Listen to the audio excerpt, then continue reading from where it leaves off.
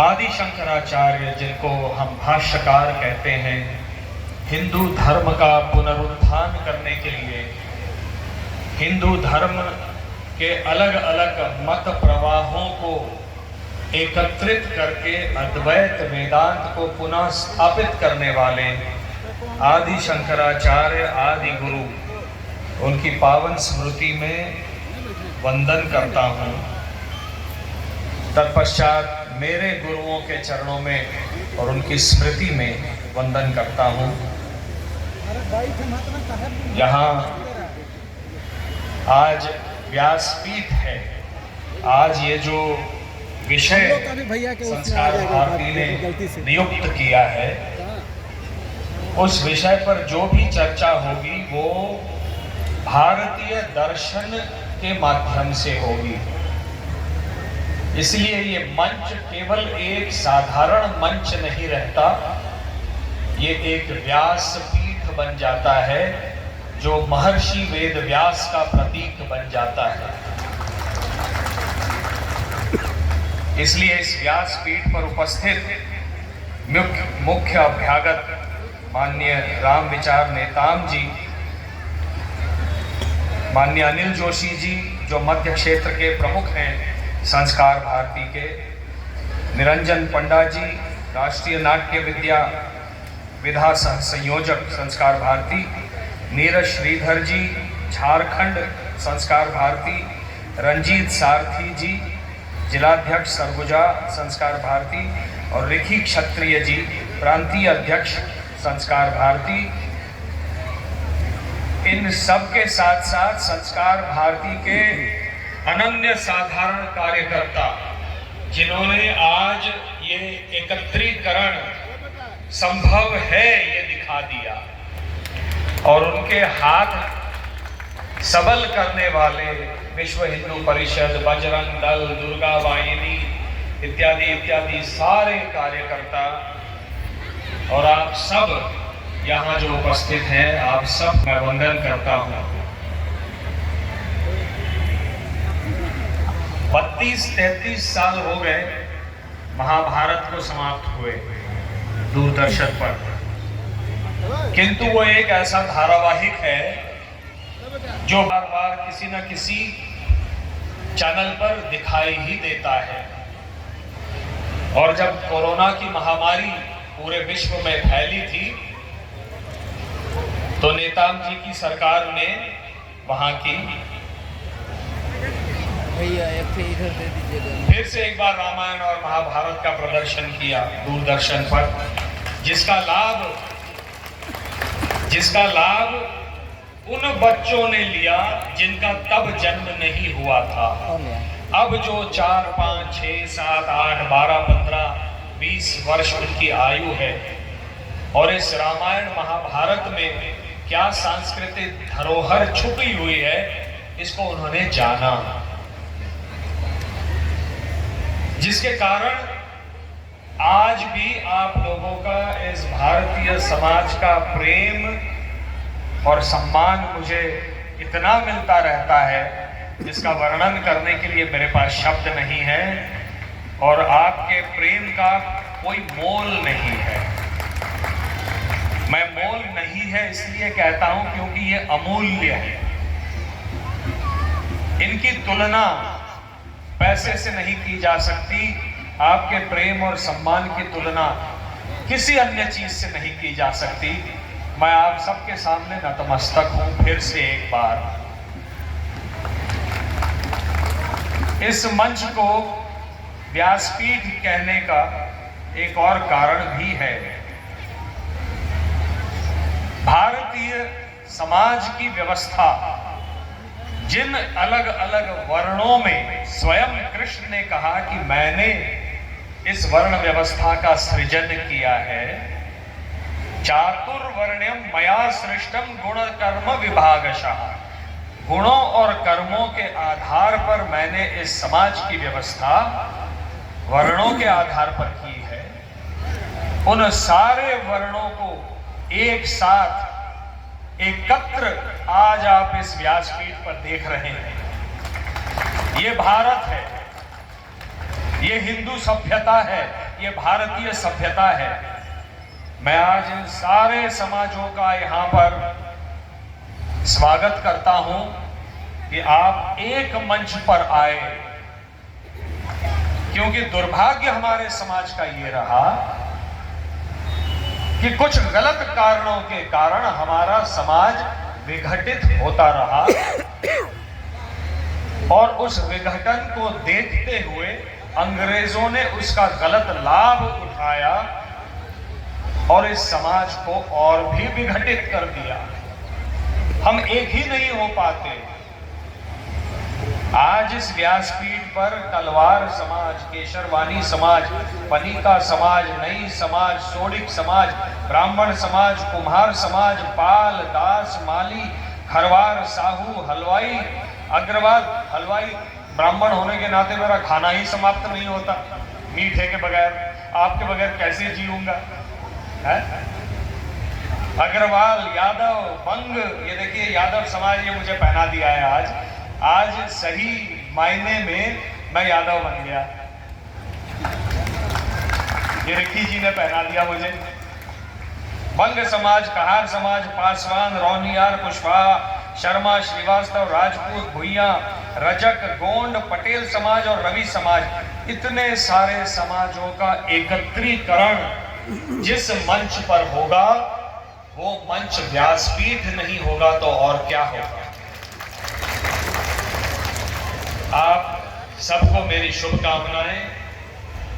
इन सारे समाजों का दायित्व है हम इस सभ्यता को बनाए रखें और एकत्र बनाए रखें, क्योंकि ऐसे तत्व आज पूरे विश्व में और खास करके भारत में निर्माण हुए हैं और पनप रहे हैं।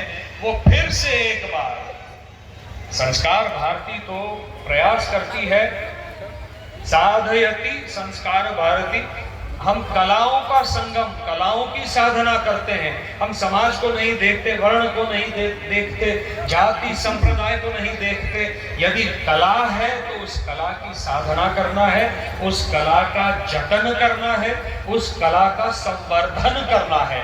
लेकिन इस ध्येय के विरोध में जाकर ऐसे तत्व आज पनप रहे हैं पुनः एक बार, जो भारत को फिर से एक बार खंडित देखना चाहते हैं, भारत का उत्कर्ष और विकास नहीं देखना चाहते, जिसके कारण संस्कार भारती ने यह बीड़ा उठाया है कि हम हमारी संस्कृति, हमारी पहचान, इस उद्देश्य के तहत गांव-गांव जाकर, जिला-जिला जाकर लोगों का फिर से एक बार प्रबोधन करेंगे, उद्बोधन करेंगे कि ये संस्कृति है क्या।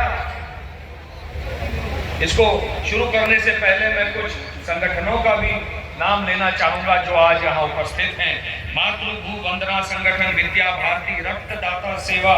रक्तदाता सेवा ये कितनी बड़ी सेवा है। जब हमको खून की आवश्यकता पड़ती है तो हम किसी कौन से वर्ण का खून है पूछते हैं क्या? हम तो केवल AB, O, बॉम्बे एक नया ग्रुप है, ब्लड ग्रुप, और RH नेगेटिव, RH पॉजिटिव, इतना ही पूछते हैं। कौन से वर्ण का है, कौन से संप्रदाय का है, कौन सी जाति का है, हम नहीं पूछते। ये एक आदर्श उदाहरण है ये संगठन इस सभ्यता के, इस देश के अखंडता को बचाए रखने का। गौ सेवा समिति, गायत्री परिवार, शिव चर्चा, ABP, आर्य समाज, ठाकुर अनुकूल चंद्र, विश्व हिंदू परिषद और छत्तीसगढ़ हेल्प वेलफेयर सोसाइटी। और इस सब के साथ साथ जो मातृशक्ति बहनें आज यहाँ उपस्थित हैं, आप सबको भी धन्यवाद, क्योंकि आप, हम तो हमेशा से कहते रहे कि समाज को एकत्रित रखने का काम माताएं बहनें कर सकती हैं, क्योंकि वो सर्वप्रथम अपने घर को एकत्रित देखना चाहती हैं और वो अपने घर को एकत्र रखने की कला जानती हैं। जब हम अपने घर परिवार को एक बंधन में, एक सूत्र में बांधने की क्षमता रखते हैं, आप माताएं बहनें, आपके ऊपर ये दायित्व सबसे बड़ा है कि इस समाज को बांध कर रखें। जैसे आप परिवार को बांध कर रखते हैं।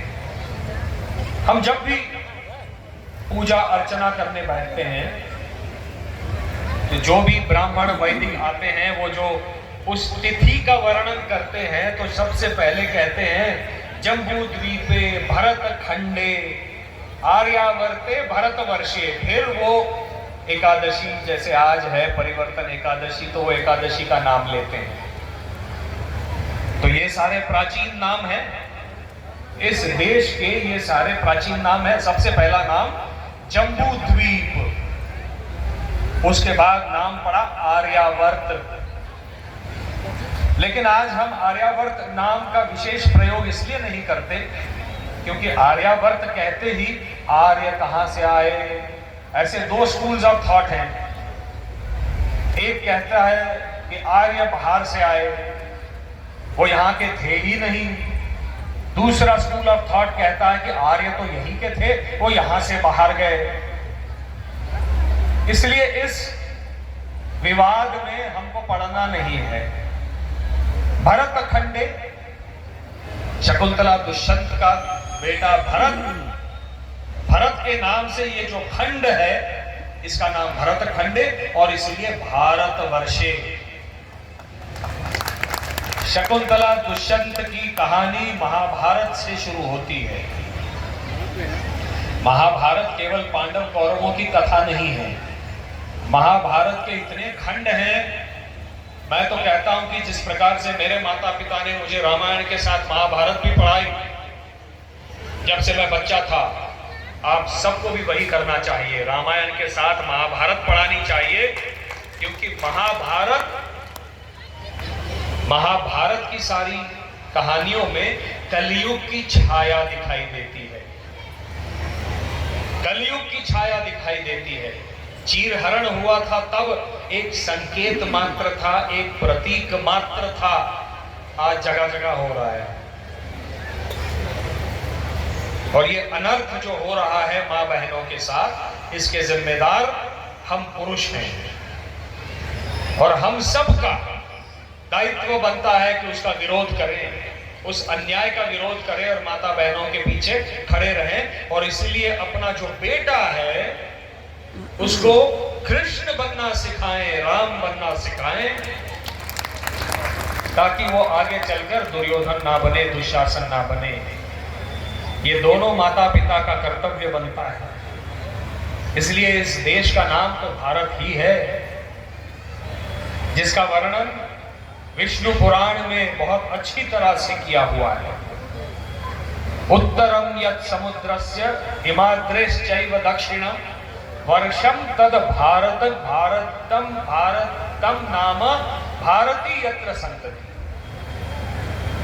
हिमालय के दक्षिण में और समुद्र के उत्तर में जो भूखंड है उसका नाम है भारत, और वहां की जो संतति मतलब वहां रहने वाले जो लोग हैं उसे कहते हैं, उन्हें कहते हैं भारतीय। भारतीय, ये भारतीय संस्कृति है।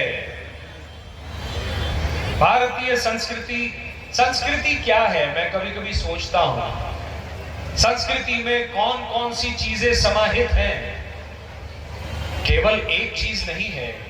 भौगोलिक दृष्टि से हम संस्कृति की व्याख्या कर रहे हैं कि यहाँ इस खंड में रहने वाले लोग भारतीय कहलाते हैं या भारतीय कहलाते हैं, लेकिन उनकी संस्कृति किन चीजों से, किन वस्तुओं से, किन विधाओं से, किन शाखाओं से समृद्ध हुई है।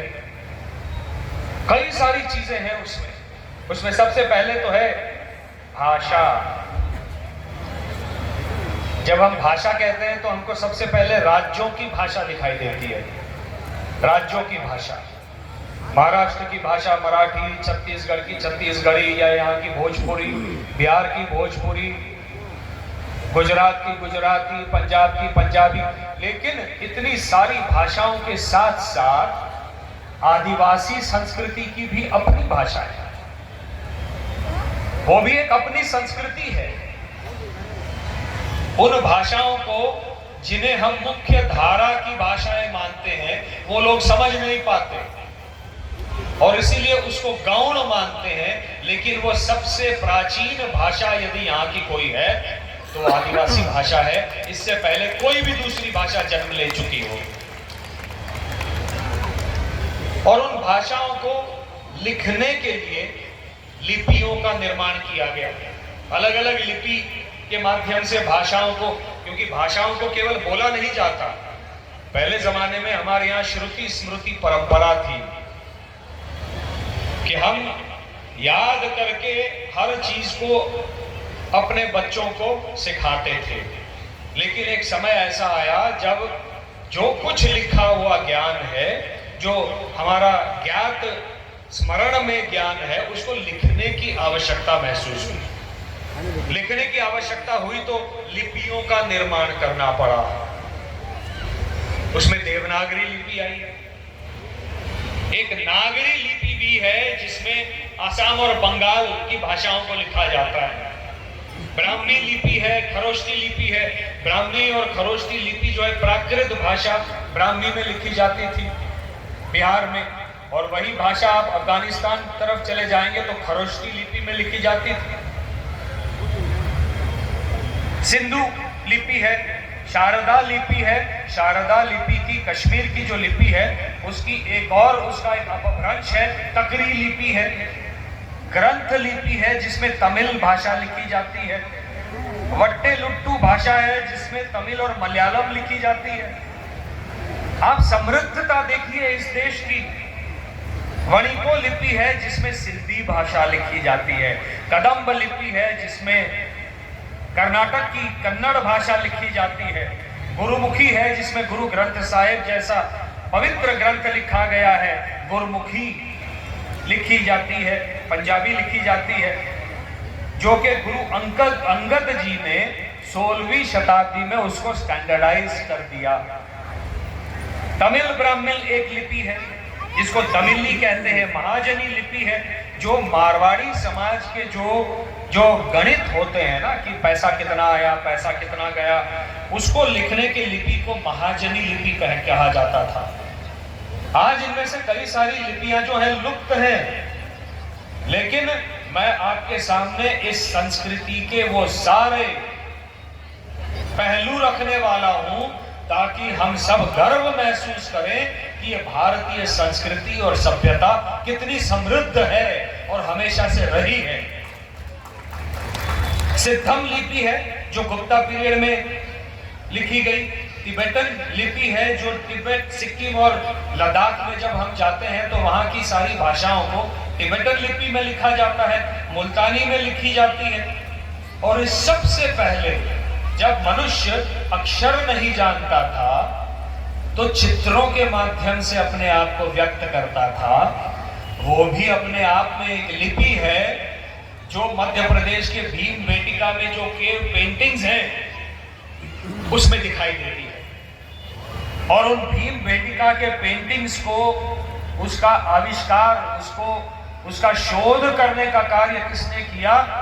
सम्माननीय हमारे संस्कार भारती के हरिभाऊ वाकणकर जी ने, जो कि संस्थापक रहे हैं संस्कार भारती के। इस देश में 4 वेद हैं, हम सब जानते हैं। कौन कौन से वेद हैं? कोई बताएगा मुझे कौन से 4 वेद हैं? कौन से 4 वेद हैं?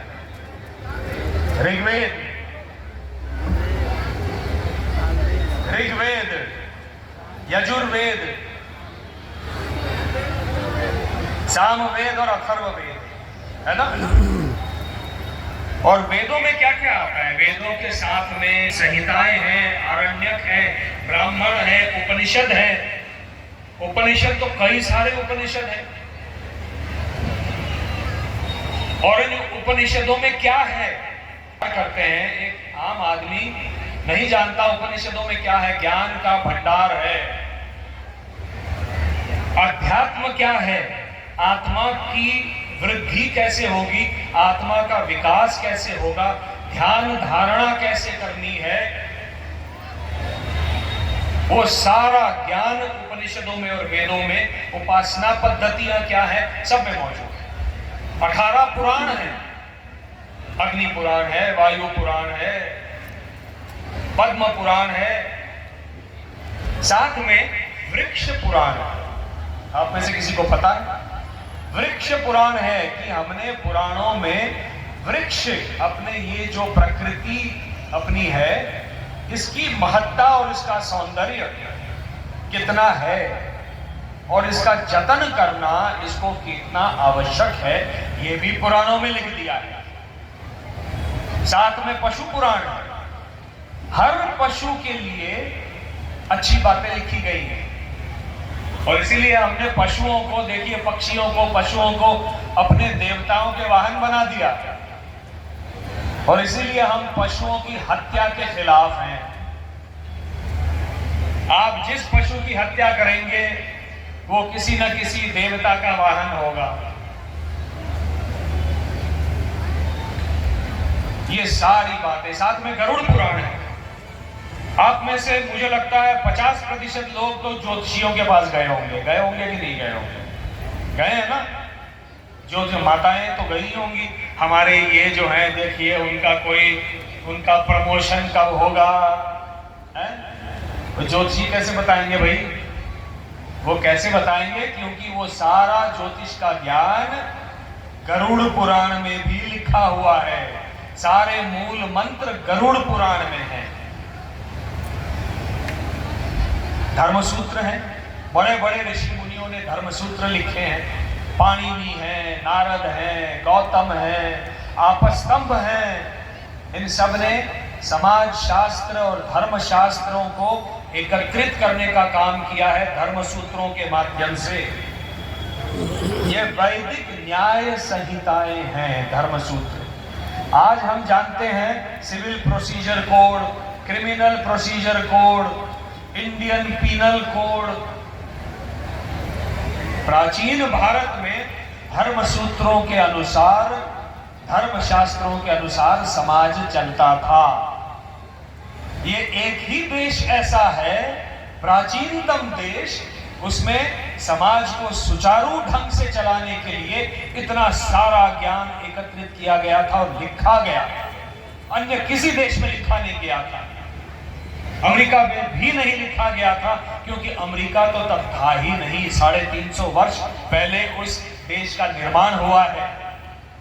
हम जिन गोरी चमड़ी को देख के कहते हैं कि अरे गोरे लोग, मतलब सब कुछ अच्छा है, हमारे यहाँ पर ये सब जब लिखा जा रहा था, इतना प्राचीन ज्ञान, तब तो वो लोग जो है वो पहाड़ों में रहा करते थे।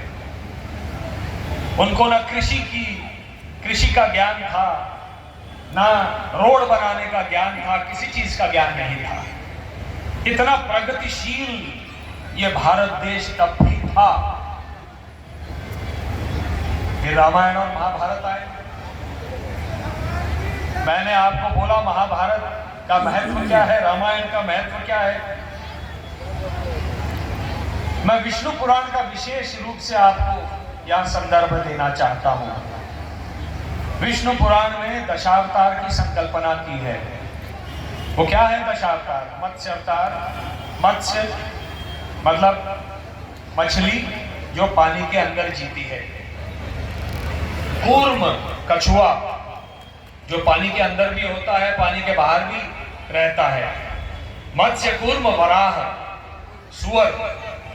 वराह अवतार ने पृथ्वी को झेला था, पृथ्वी को अपने मुखमंडल पर सुरक्षित किया था। तो वो अवतार जो है पानी से निकलकर पूर्ण रूप से बाहर आ गया। मत्स्य, कूर्म, वराह। फिर आए नरसिंह, आधे पशु आधे मानव। और धीरे धीरे ये विकास मानवता की ओर चलने लगा। उसके बाद पूर्ण रूप से मानव आए, वामन अवतार, लेकिन वो बौने थे।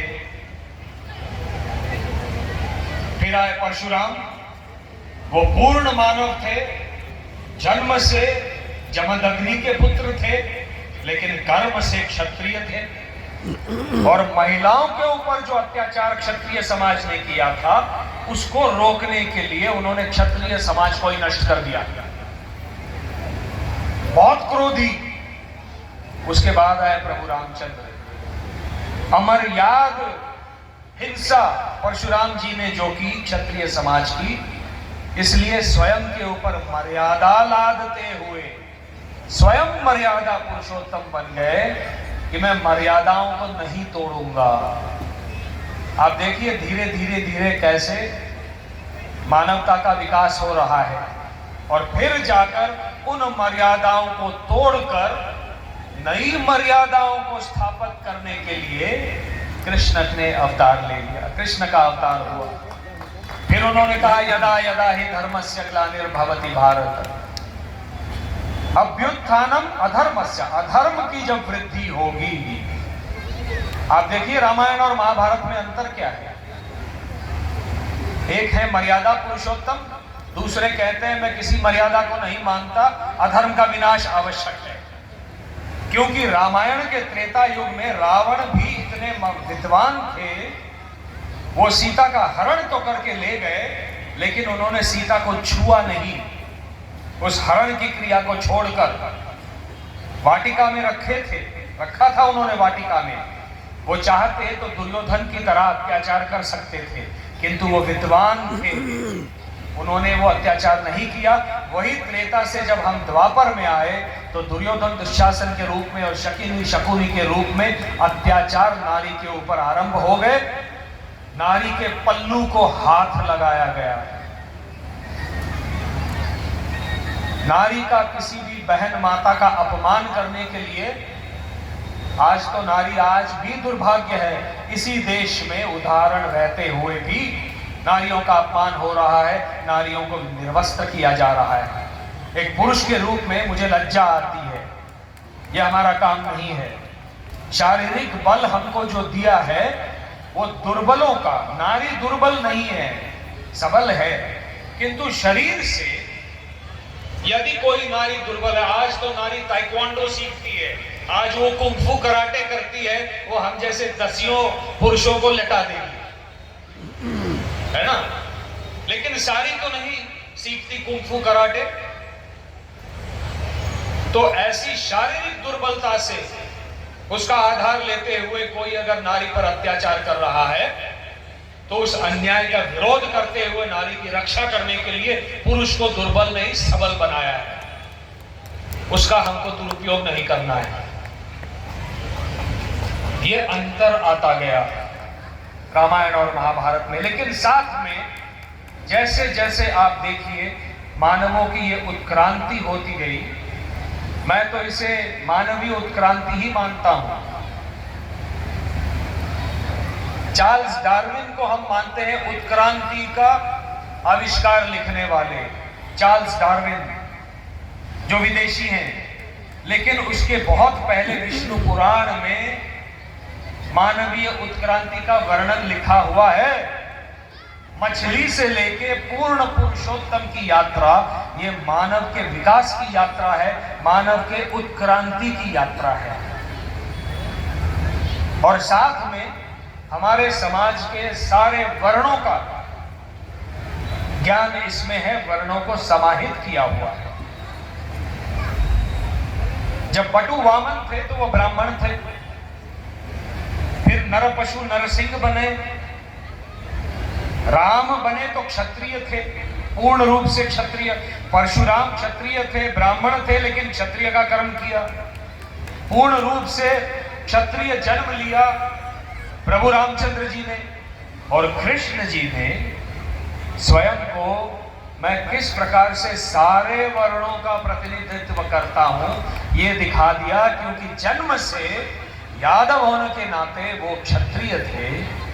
उन्हें ले जाया गया वृंदावन गोकुल में, नंद बाबा के यहाँ, मतलब वैश्य के घर में उनका पालन संगोपन हुआ, तो वैश्य भी हुए, साधारण जनमानस के साथ खेले। अपने घर से जो अच्छा अच्छा खाना आता था उसको साधारण जनमानस की सूखी रोटी मिला देते थे और सबको बांट कर खाते थे। साधारण जनमानस के बहुजन समाज के प्रतिनिधि बन गए और भगवत गीता का संदेश देकर हम सबके सामने एक उत्तम योगेश्वर ब्राह्मण होने का प्रतिनिधित्व दिखा दिया। इन सारे वर्णों का प्रतिनिधित्व करने वाले वो एक हैं भगवान श्री कृष्ण। जय श्री कृष्ण। और इसीलिए वो मुझे प्रिय हैं, और इसीलिए मैं मानता हूं कि मैं तो इस पूरे समाज का प्रतिनिधित्व करता हूं। ये चेहरा मुझे भगवान ने केवल एक्टिंग करने के लिए नहीं दिया है।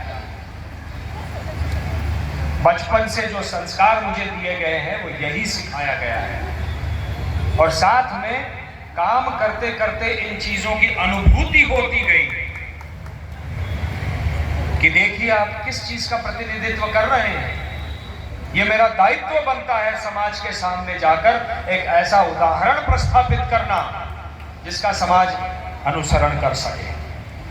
क्योंकि हम सब जो समाज के लोग यहाँ पर बैठे हुए हैं, श्रेष्ठ पुरुष बैठे हुए हैं, हम सब का ये दायित्व है कि समाज के सामने एक आदर्श उदाहरण प्रस्थापित करें।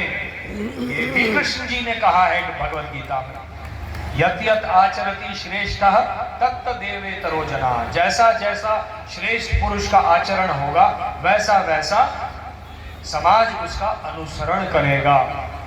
सयत प्रमाणम कुरुते, एक प्रमाण बन के दिखाओ, आदर्श उदाहरण प्रस्थापित करके दिखाओ। ये हम सबका, समाज ने हमको अगर ये व्यासपीठ पर, इस मंच पर बिठाकर सम्मान किया है तो साथ में दायित्व दिया है कि हम इस सम्मान के योग्य हैं। ऐसा हमारा वर्तन रहे, ऐसा हमारा आचरण रहे। इसी भारत की सभ्यता में रामायण महाभारत और वर्ण व्यवस्था के साथ आश्रम व्यवस्था भी आती है। सबसे पहले तो ब्रह्मचर्य आश्रम आता है जिसमें हम बच्चों को पढ़ाई के लिए भेजते हैं स्कूल में। उसके बाद गृहस्थ आश्रम आता है। गृहस्थ आश्रम में हम विवाह करते हैं, और सबसे बड़ा, सबसे गहन और सबसे मुश्किल यज्ञ जो निभाना बहुत मुश्किल है वो निभाने का प्रयास करते हैं, वो है गृहस्थ आश्रम। उसके बाद आता है वानप्रस्थाश्रम। गृहस्थ आश्रम के बाद बच्चे बड़े हो जाते हैं। हम उनसे कहते हैं अब हमको जो शिक्षा और संस्कार देना था हमने दे दिया, अब तुम जाओ अपना जीवन यापन करो। यदि कोई एडवाइस चाहिए, कोई सलाह चाहिए तो मैं यहां उपस्थित हूं। और फिर किसी एक जन्म में विरक्ति मन में आ जाती है उस आत्मा की, तो वो संन्यास आश्रम कहलाता है। वो समाज से दूर चला जाता है, हिमालय की ओर किसी नदी किनारे जाकर ध्यान धारणा, जो कि पहले ही गृहस्थ आश्रम में शुरू हो जाती है, क्योंकि सारे विवाद गृहस्थ आश्रम में शुरू हो जाते हैं। जितने विवाद आते हैं, जितने कांटों भरी राह आती है, वो आती है गृहस्थ आश्रम में। तो गृहस्थ आश्रम में मनुष्य धीरे धीरे ध्यान धारणा की ओर बढ़ता है, और संन्यास आश्रम में कोई बड़ा सद्गुरु बनकर, समाज का संत बनकर उद्बोधन करता है, मार्गदर्शन करता है। यह आश्रम व्यवस्था भी इसी भारतीय सभ्यता ने दी है। यह व्यवस्था किसी और सभ्यता में नहीं है। यह भारतीय सभ्यता की देन है, और इन सारे चीजों को समाहित करने वाला जो एक ऐसी वस्तु है, उसे हमने नाम दे दिया धर्म। धर्म का अर्थ रिलीजन या फेथ नहीं है। धर्म का अर्थ बहुत व्यापक है, जो स्वामी विवेकानंद जी ने बहुत अच्छा उस पर व्याख्यान दिया है, और वो उपलब्ध है। रामकृष्ण मिशन में वो किताब मिलती है, छोटी सी पुस्तिका, उसको हम सबको पढ़ना चाहिए कि धर्म क्या है। धारयति इति धर्मः। हम इन सारे नैतिक मूल्यों को, अपने कर्तव्य बोध को धारण करते हैं, अपने आचरण में लाते हैं, वही धर्म है। हमारी नैतिकता धर्म है, हमारा आचार धर्म है, व्यवहार धर्म है, प्रकृति का अपना धर्म है, पशु पक्षियों का अपना धर्म है, और इसी के तहत हम मानते हैं कि हर किसी के भीतर भगवान है, इसलिए हम जब नमस्ते करते हैं तो उसका अर्थ संस्कृत भाषा में होता है नमस्ते। आपके भीतर जो भगवान है उस भगवान को मैं नमस्कार कर रहा हूं, नमस्ते। इतना विशाल, इतनी विशाल संकल्पना किसी अन्य सभ्यता ने नहीं दी है। अन्य सभ्यताओं में हाय हेलो होता, हाय बाय। इतने लोगों ने चरण स्पर्श किए, इतने लोगों ने। मुंबई में मुझे लोग कहते हैं, अच्छा आज भी आपके लोग पैर पड़ते हैं क्या?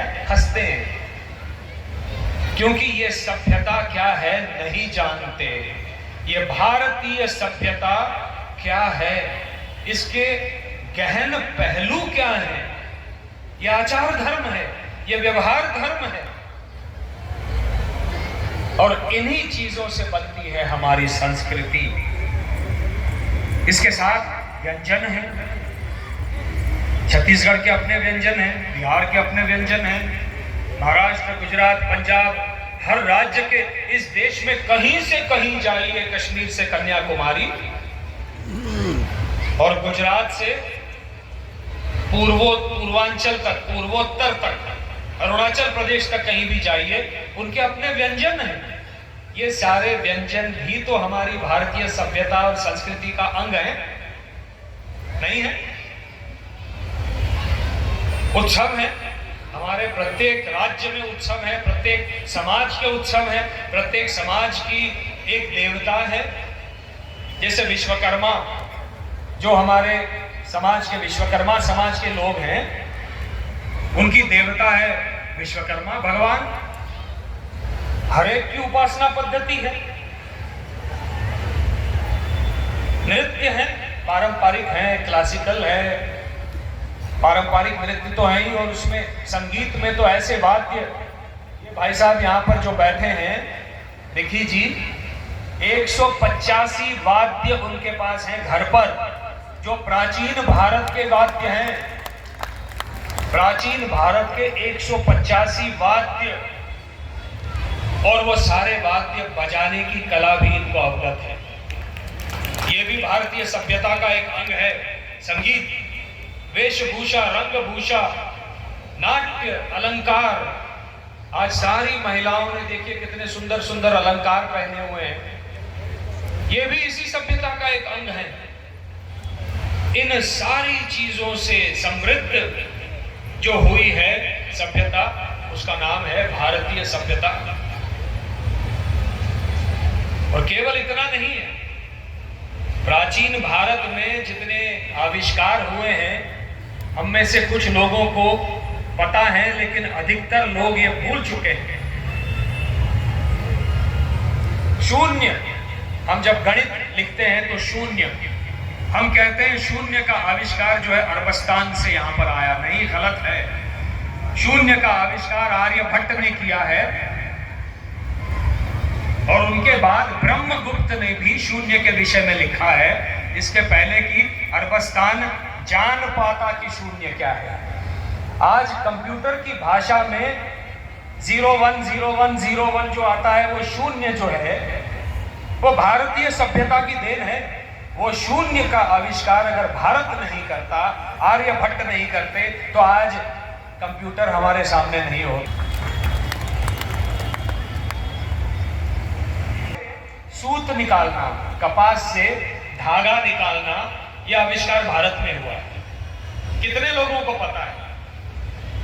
प्लास्टिक सर्जरी, आज कई सारे लोग जो है ना, वो हमारे बॉलीवुड में भी प्लास्टिक सर्जरी करते हैं। पहले चतुरंग इस नाम से महर्षि सुश्रुत ने प्लास्टिक सर्जरी का निर्माण किया।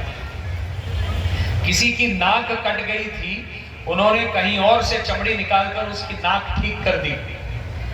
जब एनेस्थीसिया नहीं था, ऐसे जमाने में महर्षि सुश्रुत ने प्लास्टिक सर्जरी का निर्माण किया। योग, कलरीपयट्टू, आर्यभट्ट जी ने शून्य के साथ खगोल शास्त्र का अभ्यास किया, गणित का अभ्यास किया। वराहमिहिर खगोल शास्त्र, ब्रह्मगुप्त खगोल शास्त्र, भास्कराचार्य जी ने सूर्य सिद्धांत नाम का ग्रंथ लिखा। और गुरुत्वाकर्षण, जब ग्रेविटी की बात आती है हम किसका नाम लेते हैं? किसका नाम लेते हैं? Isaac Newton? रॉन्ग। न्यूटन ने, कहते हैं, हमको तो यही पढ़ाया गया कि न्यूटन को जब एक पेड़ से सेब का फल गिरता हुआ दिखा तो उसे समझ में आया कि ये गुरुत्वाकर्षण नाम की कोई वस्तु इस पृथ्वी पर है। पर सुबह उठने के बाद बहुत सारी विधि हम ऐसा करते हैं जैसे कोई चीज ऊपर से नीचे गिरती है। हम जाते हैं ना, अपने घुसल खाने जाते हैं ना, तो न्यूटन बड़ा होने तक घुसल खाने गया नहीं क्या? तो न्यूटन को घुसल खाने में जाने के बाद समझ में नहीं आया कि ऊपर से छोड़ी हुई कोई चीज नीचे गिर रही है तो गुरुत्वाकर्षण की शक्ति इस धरती में है। उसको बड़ा होकर सेब फल के गिरने की प्रतीक्षा क्यों करनी पड़ी है? हमारे यहाँ के एक ऋषि थे भास्कराचार्य, जिन्होंने न्यूटन के 1000 वर्ष पहले गुरुत्वाकर्षण शक्ति का आविष्कार किया था। और लिखा हुआ है भास्कराचार्य जी का कि इस पृथ्वी में गुरुत्वाकर्षण शक्ति है। भरद्वाज, जो मेरे पूर्वज हैं, भरद्वाज ऋषि, उन्होंने ऐसी संहिता लिखी है जिसमें विमान के ऊपर सब कुछ ज्ञान लिखा हुआ है। हेलीकॉप्टर, पुष्पक विमान, हमने तो रामायण में भी लिखा है ना पुष्पक विमान। तो कहां थे राइट बंधु जब रामायण लिखी गई थी या रामायण घटित हुई थी? राइट ब्रदर्स तो थे नहीं तब, उनका जन्म ही नहीं हुआ था। तो विमान क्या वस्तु है, हेलीकॉप्टर क्या वस्तु है, इसकी संहिता चित्रों समेत मेरे पूर्वज भरद्वाज ऋषि ने लिखी हुई थी। कणाद ने अणु का निर्माण किया, अणु का आविष्कार किया, कणाद ऋषि। नागार्जुन मेटलर्जी, ये लिस्ट जो है ना, ये असीम है, अनंत है। इतने ऋषि मुनि इस धरती पर निर्माण हुए हैं, उन्होंने जन्म लिया है कि उन्होंने इस भारतीय सभ्यता को समृद्ध किया है। ये है भारत का इतिहास, ये है भारत की परंपरा, ये है भारत की धरोहर। ये सब जो आपके सामने मैंने रखी, और ये है भारत का दर्शन।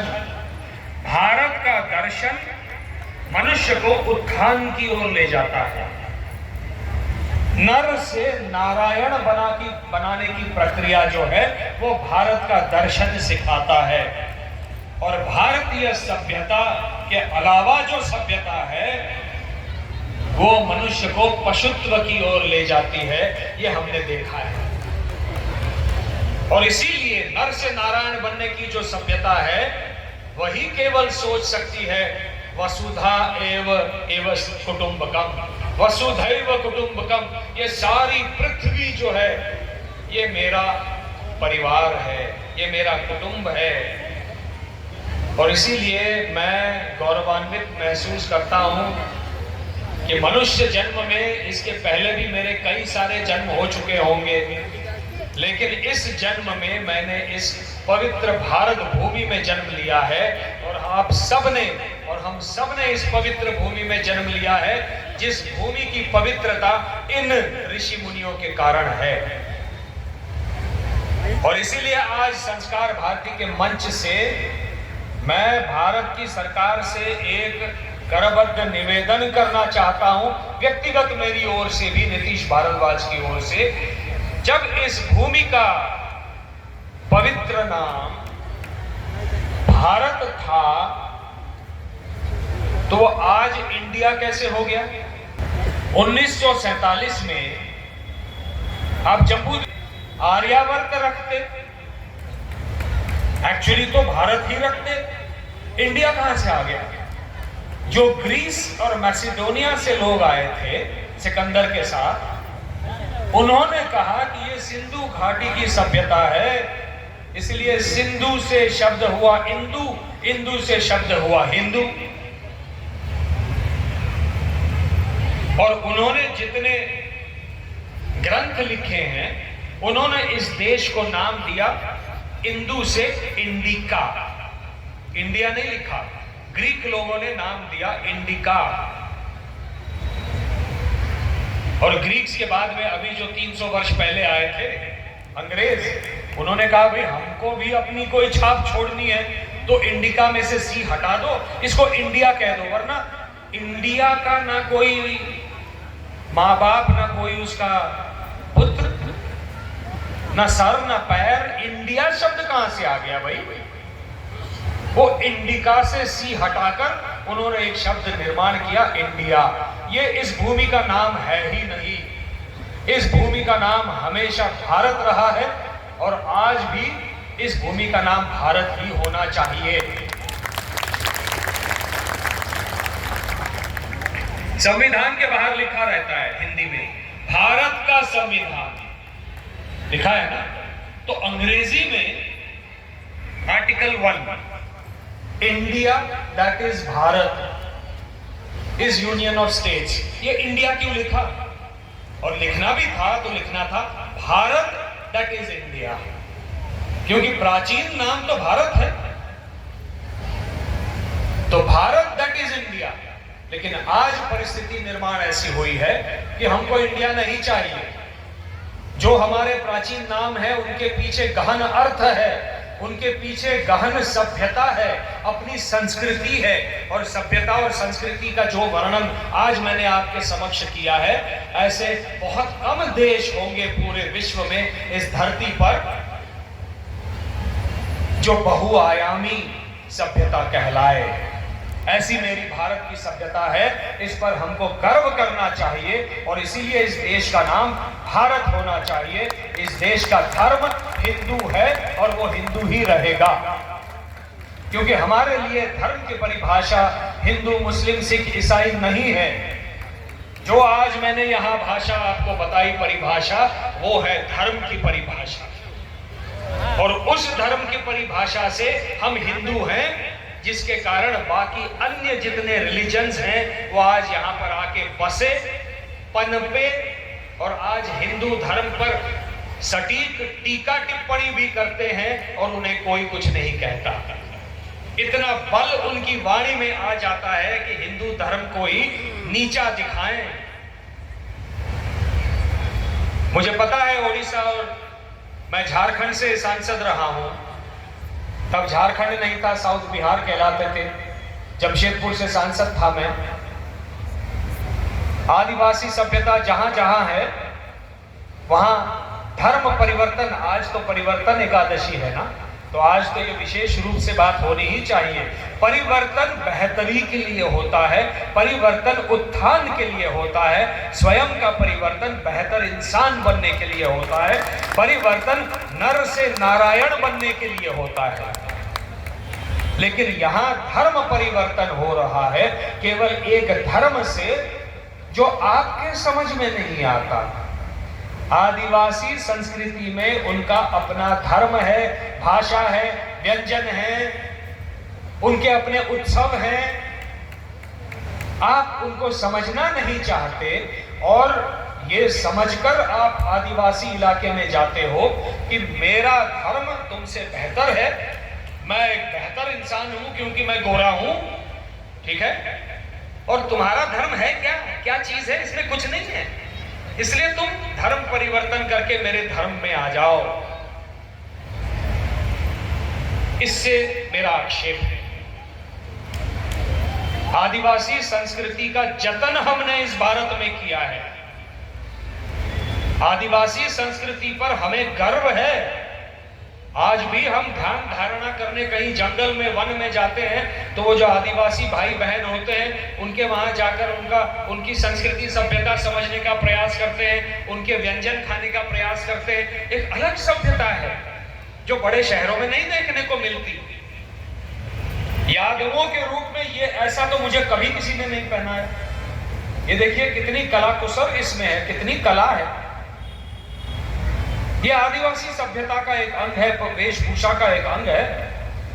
इसको समझना और इसका आदर सम्मान करना सभ्य पुरुष का, सभ्य महिला का एक गुणधर्म है। उसका परिवर्तन करके तुम क्या हो, तुम मेरे धर्म में आ जाओ, ये नहीं है, ये गलत है। इसका मैं विरोध करता हूं आज परिवर्तन एकादशी के दिन।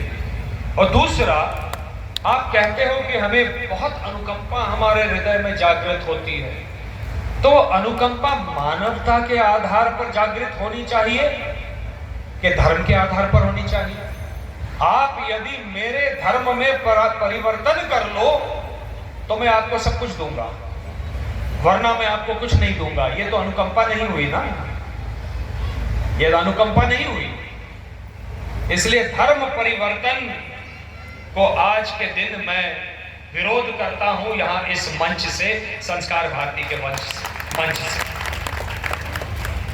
हमारी संस्कृति पिज्जा खाने की संस्कृति नहीं है। ठीक है, आज पिज्जा यहाँ उपलब्ध है, बर्गर उपलब्ध है, एक आध दिन हम खा लें, उनकी संस्कृति से वो व्यंजन आए हैं, हम सम्मान कर सकते हैं। वो ले दे के कोई वेजिटेरियन पिज्जा खाते हैं तो उसके नीचे रोटी होती है, उसके ऊपर सब्जी डाली हुई होती है, यही है ना? पिज्जा क्या है? हमारी रोटी सब्जी का दूसरा स्वरूप है, हम खा लेंगे। लेकिन हमारी संस्कृति में ज्वार, बाजरा, मकई, रागी, कुट्टू, कोदू, ये जो मिलेट्स खाने की परंपरा है, इन पर मैं बड़ा हूं। मेरी माता जी सारस्वत ब्राह्मण थी, कर्नाटक से, वहां ज्वार और रागी उगाते हैं, तो मैंने बचपन से केवल ज्वार और रागी की रोटी ही खाई है, शुद्ध घी से, गाय के घी से या सफेद न्योनी घी से। आज भी वही खाता हूं। आज जाकर यूनाइटेड नेशंस को पता चला कि जिनको हम मिलेट्स कहते हैं, ये ज्वार, बाजरा, मकई, रागी जो है, इनको मिलेट्स कहते हैं, ये बहुत सेहत के लिए अच्छे होते हैं। और ये वर्ष 2023 जो है, ये इंटरनेशनल ईयर ऑफ मिलेट्स घोषित कर दिया यूनाइटेड नेशंस ने, जिसको हमारी सभ्यता और संस्कृति 10,000 वर्षों से खा रही है। हमें गौरव का अनुभूति होनी चाहिए कि इस सभ्यता में हम ये सब कर रहे हैं जो आज पाश्चिमात्य देशों को अनुभव हो रहा है। इसलिए आज सनातन क्या है, इस पर बड़ी चर्चा हो रही है। ये भारत की सभ्यता जिसका वर्णन मैंने आपके समक्ष किया है, ये सनातन है। सनातन शब्द का अर्थ क्या है? संस्कृत में जितने शब्द हैं या किसी भी भाषा में कोई शब्द है, उसका गहन अर्थ है। सना मतलब प्राचीन, तन एक कालवाचक शब्द है, काल। प्राचीन काल से जो चीजें चली आ रही हैं, जो चिरंतन हैं, जो नश्वर हैं, जो शाश्वत हैं, वो है सनातन। इसीलिए कृष्ण ने भगवत गीता में आत्मा को भी सनातन कहा है। मैं आत्मा के रूप में सनातन रूप से आपके सबके मध्य में विराजमान हूं, ये कृष्ण कहते हैं गीता में। और जो सनातन संस्कृति इस देश में हजारों वर्षों से चली आ रही है और आप सबके कारण जीवित है, आज उस सनातन शब्द के ऊपर प्रश्न चिन्ह लगाने के लिए कुछ प्राणी उपस्थित हुए हैं इस देश में। आज इस परिवर्तन एकादशी के दिन उन प्राणियों का भी मैं, जो सनातन शब्द का विरोध करते हैं, जो सनातन संस्कृति का विरोध करते हैं, उनका धिक्कार करता हूं और इस देश का नाम मेरे लिए आज से भारत होगा, ये घोषित करता हूं। इसके आगे मुझे अपने आप को इंडियन नहीं लिखना है, मुझे अपने आप को भारतीय लिखना है। मेरा देश इंडिया नहीं है, क्योंकि इंडिया नाम का कोई देश नहीं था। मेरा देश भारत है और मेरा आप सबसे ये करबद्ध निवेदन है कि इन चीजों का, जो गलत चीजें हैं, जो हमारी संस्कृति सभ्यता के विरोध में जाती हैं, उन सब का हम विरोध करें। ये हम सब का कर्तव्य है, क्योंकि अंततोगत्वा धर्म का एक पहलू कर्तव्य भी तो है। तो यदि हम अपनी सभ्यता और संस्कृति को जीवित रखना चाहते हैं तो हमको भारतीय होने के नाते अपना कर्तव्य निभाना पड़ेगा। हम सबके भीतर जो कृष्ण या अर्जुन है उसको खड़ा होना पड़ेगा। ततो युद्धाय युज्यस्व, ये कहते हुए गांडीव को धरना होगा हाथ में और गलत विचारों को नकारना होगा। अपने संस्कारों को बचाने का ये नवनिर्माण का काम मैं आज आप सबको सौंप कर यहां से जा रहा हूं। ये काम जब गांव-गांव से होगा, ये काम दिल्ली से नहीं होगा, ये काम मुंबई से नहीं होगा, कलकत्ता से नहीं होगा, भोपाल से नहीं होगा। जब गांव-गांव का आदमी कहेगा कि मैं भारत देश का निवासी हूं, मेरा देश भारत है और मेरी सभ्यता भारत है और इस देश की सभ्यता हिंदू है, जब ये गांव-गांव से आवाज उठेगी, ये ध्वनि उठेगी, तब जाकर दिल्ली में ये परिवर्तन होगा। ये मेरा विश्वास है। और ये दायित्व आप सबको छोड़कर आपने ये जो सम्मान मुझे दिया, इसके लिए पुनः पुनः आपका वंदन करते हुए, आभार व्यक्त करते हुए मैं अपनी वाणी को विराम देता हूं। जय हिंद, वंदे मातरम। जय जय श्री राम। जय श्री राम। जय श्री राम। जय श्री राम। जय श्री राम। जय श्री राम। नमस्कार। ना धन अमर रहता है, न धनवान अमर रहता है, न रूप अमर रहता है, न श्रृंगार अमर रहता है, लेकिन कला का साधक कलाकार अमर रहता है।